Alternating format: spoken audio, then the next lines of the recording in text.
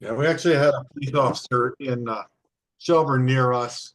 Unfortunately, he hadn't killed a bicyclist. When they went back and checked, he was watching a YouTube video Yeah, Oh my God. on the big yeah, monitor. yeah. Yeah, They've that, had people doing that. He claimed that he wasn't watching it, but the first thing he did after he hit the guy was turn the YouTube video off. They have that recorded too. So it's unfortunate. It is.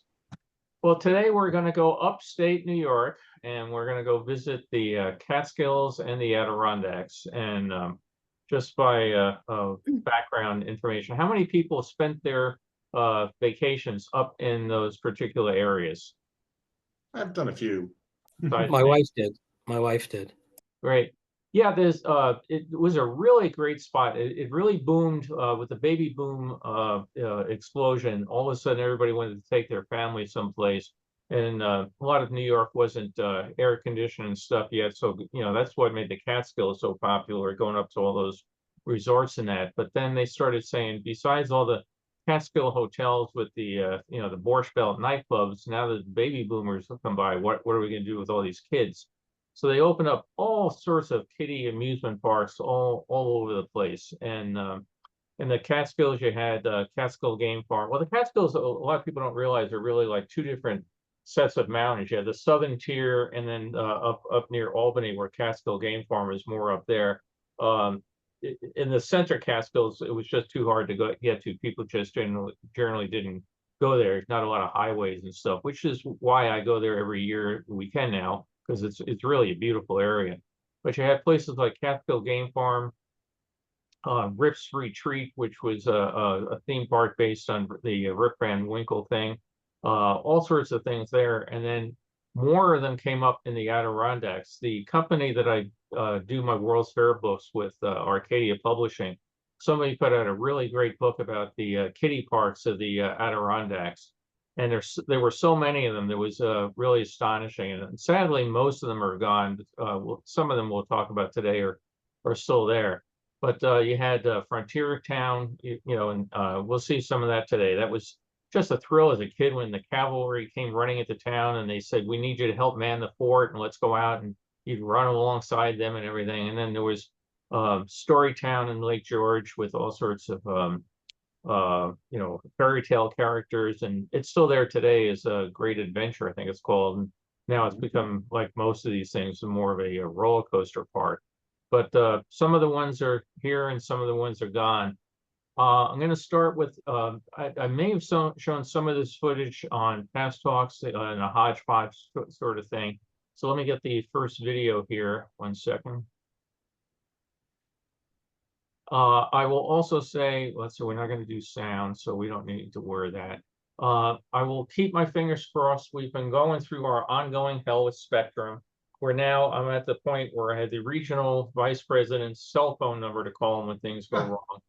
It will work absolutely great. Everything will be wonderful. And it will go into the toilet and it'll come back. And they have no idea why. And there's been crews out here in the neighborhood digging things up and moving things around. And so I'm keeping my fingers crossed that it works. But it has been a challenge. So, okay, share.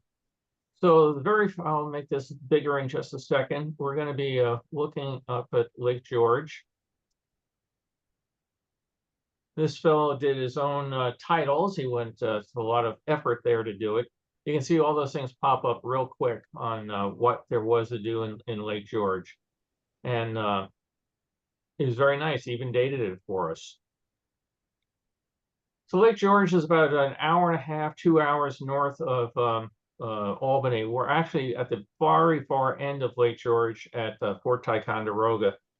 If you've studied any sort of Revolutionary War history with the Green Mountain Boys and all the rest of it, Fort Ticonderoga was at a very strategic spot at Lake Champlain near Lake George to control the shipping on the lake there.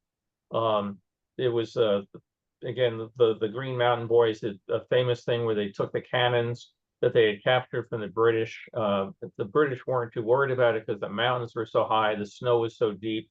There's no way they're going to get them over there. Well, they did it. They dragged them through the Vermont woods in the middle of winter and got them over to the fort. After the war ended, the fort was let to go into disarray because, you know, what do you need it for now? And people in the local area started taking all the stones and building barns and things out of them. Well, luckily, about 100 years ago, people decided, hey, this fort be worth restoring. It's basically a star-shaped structure, which was a big design thing that the French had launched back at that point in time. And they rebuilt the fort. It's a properly owned operation, so it's not a state park or a national park or anything. But if you're ever up in the area, I really recommend going there. They have a excellent museum, lots about the history of you know, the Revolutionary War, and then about the history of the fort itself. So I think I made my first visit to Fort Ticonderoga when I was probably about 7 years old, and it's a great spot to go to if you're up in that area too. And if you're a Star Trek fan, there's a double reason to go, because in Ticonderoga, New York, fellow has James Cawley has built the exact replica of the original Star Trek series sets. And you can go in one day, you can be back at the Revolutionary War, and then you can be sitting in the captain's chair of the Starship Enterprise. So it's a very pretty area. It's also up in that area, and I don't remember, we're going to see some of it today. You have a Sable Chasm, other places. Now, Fort William Henry is in Lake George. And this is another one where it was right at the very, very end of the southern end of Lake George. And this was another one where after the war ended, the fort was left to go into disarray. Like Fort Ticonderoga, this is privately owned. In this particular case, you know, it's been pretty much the stonework, that the foundations were there, and then they you know, put the wooden topping back on it. I always love this video here, the guy's job, you know, the guy with the glasses there, he looks like your typical Revolutionary War soldier, I'm sure, but you know, what a great summer job getting to make things go bang. Here we go.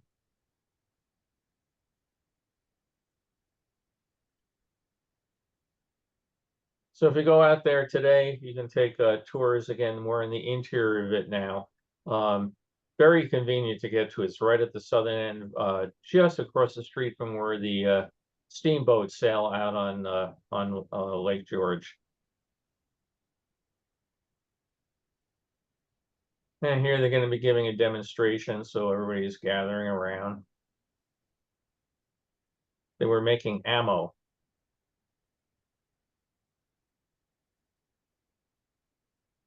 Well, on that cannon blast, Bill, that probably was just something to make it sound big. You noticed there was no recoil on the gun. Yeah, I think that they put in a minimal charge. And another shot, I don't know if we'll see it today, it actually recoiled, and you can see why they had to use ropes and pulleys to you know, keep it from going way back, which they had to do on real warships. If you take a tour of like the USS Constitution, you know, that you can see all the ropes, because otherwise they would light the thing, bam, would go through the other side of the ship. I think I'm trying to remember if this shows some recoil when he shoots this thing. Yep, there he goes. It falls down. That one had a little bit more of a oomph to it than the cannon did. You wonder how many times he's done that if he wasn't ready for it, you know?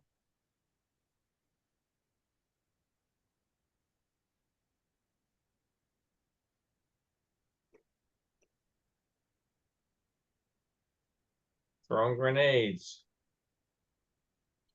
There's Lake George. It's changed a fair amount. Actually, it doesn't look, the shoreline here doesn't look that much different.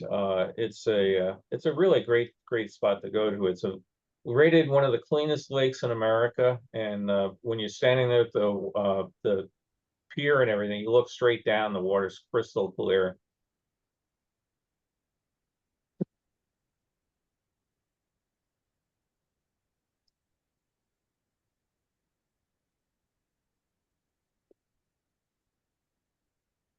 When I was growing up, we originally went to a lake called Lake Hopatcong in New Jersey. And that was a great place to go to if you wanted to jump in the water and that. But there wasn't a lot of, there were some small theme parks and things around there that we went to. But then we started going up to Lake George, and my parents would rent a place for 2 weeks at basically a dude ranch. Excuse me. And all their friends would come up. So we had, the same families up there for 2 weeks every summer for about 5 years in a row. Animal Land, I don't believe this is a Lake George anymore, but it was great fun. You could go horseback riding every day, and then take trips to all these various places.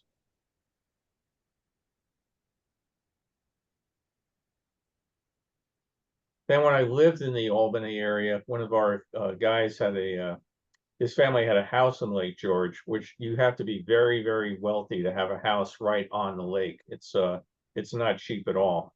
But we would go up there. We were allowed to use it 1 weekend a month, as long as the instructions were clear that if there was anybody left a ring on the wood tables from a wet glass, we wouldn't be invited back. So I don't think I've ever seen so many people using coasters in my life. Yeah.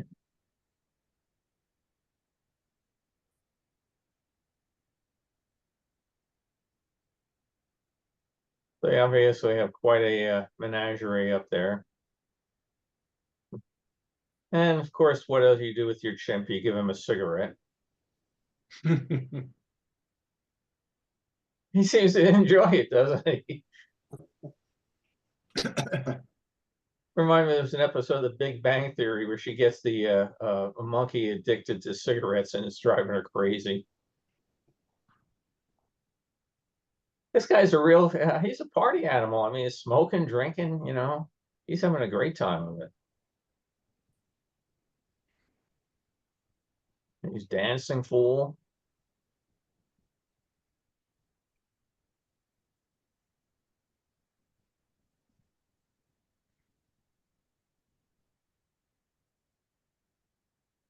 And now we have to have a duck race. I mean, what else do we do with our time?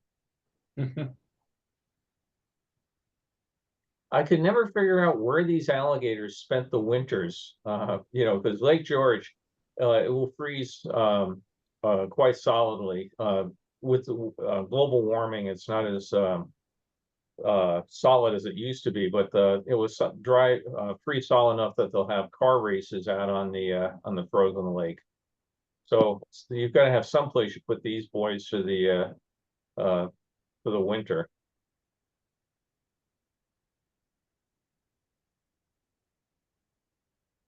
I wouldn't blame that alligator one bit for biting him. No.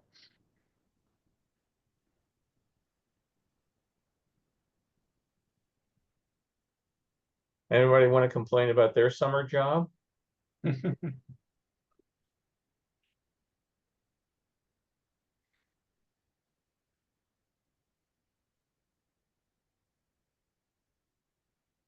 You have to go.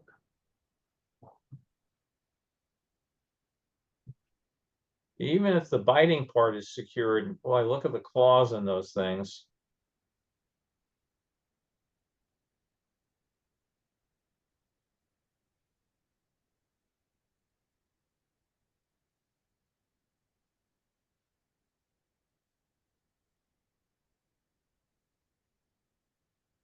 A friend of mine, Carol knows him, Paul Osterhout, Chris probably knows him too, just posted a video of his place in Florida last week. He relocated. We worked at Imagineering together out here, and he relocated to Florida. And he posted a video about, I was thinking it was a hot day. I was thinking of going for a swim, and there's about a 8-foot alligator in his backyard. And then off in the water, there's one of them with just the eyes up above, and another one kind of half submerged. And he said, on second thought, no swim.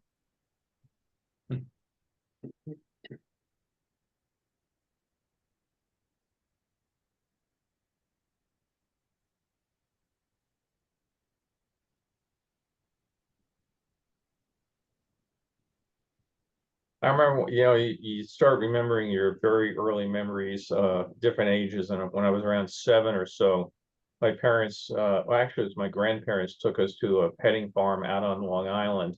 And I had a straw hat on, and they've got the film I have to find it. The goat deciding to eat my hat, and me in a tug of war trying to get it back. The goat won. So Storytown is still there today. Basically, a fellow named Wood, it was Cornelius Wood. It wasn't the same C.V. Wood that did Freedom Land, but he built this park up there, and he had a kiddie park with everything based on Mother Goose tales and everything. Then he expanded with Ghost Town to have a Western town and semi-scary things. He ended up buying a lot of things from the Freedom Land when it closed. So Danny the Dragon and other stuff ended up there. And he ended up buying all sorts of memorabilia and stuff from the '64 World's Fair as well. So over time, the park has now become, as I mentioned earlier, lots more roller coasters and things like that. But there are still some remnants of these old attractions up there. When Margot, our daughter, was about 6 or 7 years old, Carol and I went up and spent a day there, and it was kind of fun. See, like I said, they put you in part of the show. Come on and help. Hey, It was Bill, kind you're freezing. Yep, video's frozen. What's that? There it is. Just got a message that your Your video froze for a while, but it's back now. Oh,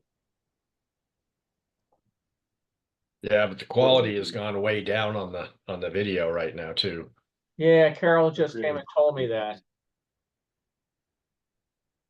I tell you, I'm so frustrated with these guys from Spectrum. They're trying hard, but it's just not working. Has it gotten any better? Not No, yet. it's frozen now. Yeah. Yeah, it's complete. That's back. There- Yeah, it did this last week in the middle of one of your films, and then by the end of the film, it was back to really good again. It was, at least while I was still on, it stayed good. I don't know how much longer that went. I'm betting you have a neighbor who's just sucking up the bandwidth. Comes on occasionally and does massive downloads. No, they said there's something in the neighborhood that's causing noise on the line, and the problem is it's sporadic. So if it's somebody fires up a chainsaw or bandsaw in their garage or something, I don't know, but it's like last night at midnight, it was absolutely god awful terrible, and you figure not too many people doing bandsaws in their garage then. Yeah, It's these yeah. show girls are completely frozen. Yeah, Yeah. now it's back. So it's still bad. Yeah, Yeah, now the it's qual- frozen again. Yeah. It's going in and out. it's It'll still- freeze and you'll get about 10 seconds and it'll freeze. The resolution's pretty awful. Yeah. Oh, Yeah. man. Okay, well, Yeah, it's red bars still, and the message is there. yeah, I don't know what the hell. I'm gonna take out his cell phone now, and maybe I should give everybody a cell phone number and they can all call me. Yeah, we'll all call him. We'll do a conference call. I will give you my sincere apologies. I had some really neat stuff for today. So I I'm looking guess, forward to seeing this one. what's that? I said I'm looking forward to seeing this one when you finally can do it. Yeah, there's some parks that, like I said, that are gone now. There was one I really want to show some footage of. It was in Upper J, New York, a place called the Land of Make Believe, all one word, Make Believe. And the fellow, his name was Art Monaco. He built the whole thing basically by hand in his garage and everything. But he did something that was really neat to encourage fun for the local kids. He had a hidden gate in the wall that they could all come in through the gate and not pay admission. So I just thought that was a really nice, not that there's a lot of kids in Upper J, New York, but I just thought that was a really nice thing for a guy to do as part of the community. Unfortunately, in some of the storms that came through, the Sable River wiped it off the face of the earth, and it's gone now. But hopefully next week we'll see the Land of Make Believe. You'll either see that or you'll see Bill in jail for running over Spectrum people. But if I do run him over, I'll use my dash cam. So, well, I guess we will part ways this week, and I will remember where this video was, and we will start. I'll check the thing and see at what point it went bad, and then we'll start again. So, thanks much for trying, and we'll see you Thanks, next. Bill. Can Well, you go with thanks for fiber trying, optic cable? You got fiber optic as an option? No, we do not. It's Yep. being put into town, but it's not lit up, and they're about 2 years behind schedule. So, so I'm gonna dash now so I can call Scott Nelson and have a chat. Talk to you later. All Bye. right. Thanks, Bill. See you later. Bye-bye.